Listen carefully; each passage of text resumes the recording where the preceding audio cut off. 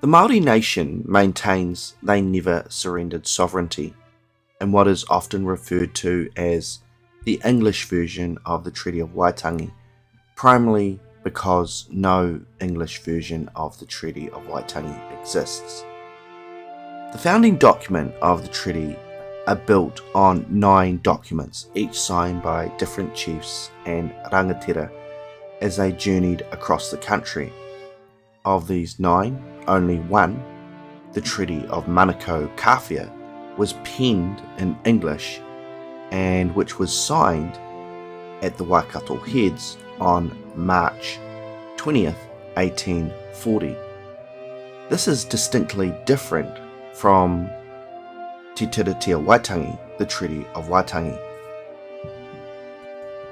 The chiefs who placed their signatures to a te reo Māori text at Waitangi did so with the understanding that they were granting Queen Victoria the right to establish a government.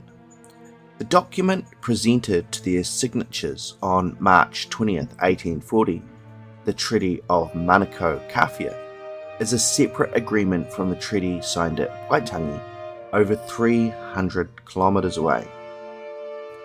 The Treaty of Manukau Kawhia and the Treaty of Waitangi are unique documents, each written in a different language, and each conveying a different message. One permits the formation of a government, while the other calls for the absolute surrender of a nation's sovereignty forever. Article 1 of the Treaty of Waitangi grants Queen Victoria the right to form a government. In stark contrast, the Treaty of Manukau Kawhia implores the chiefs to yield sovereignty to Her Majesty the Queen.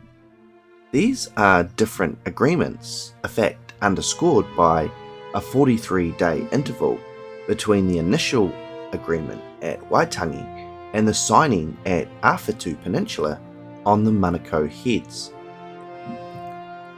Lieutenant William Hobson would have presented the proposal to establish a government to the chiefs in such a way that the chiefs would retain their authority over the land, and that the British were merely establishing a government to exercise authority over their own citizens in the country.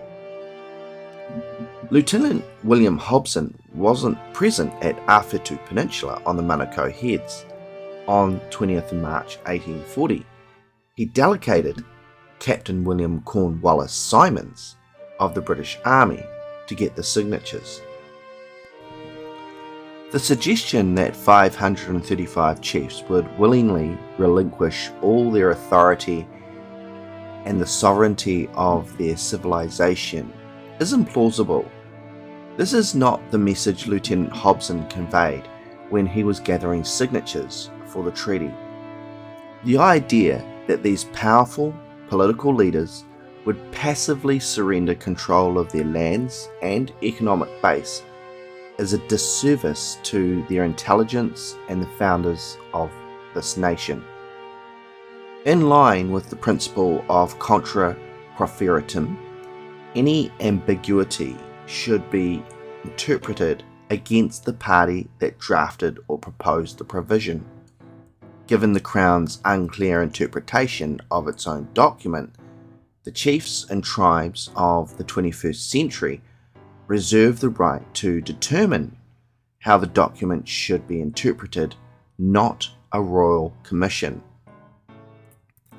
Organisations like Te Papa, in an act of revisionist history, have grouped the treaty documents together under the banner of the Treaty of Waitangi.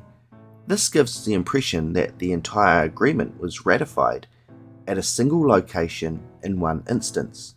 In truth, there are 9 separate founding documents, each signed in different locations, in different languages, over a span of 6 months. This misrepresentation seems to be a deliberate attempt to create the perception that the English version is equivalent to the te reo Māori version. The Māori nation is united in the belief that sovereignty was never surrendered. This assertion is backed by the facts, including over 300-kilometre distance and a 43-day delay between the signing of the Treaty of Waitangi and the signing of the English text of the Treaty of Manukau Kawhia.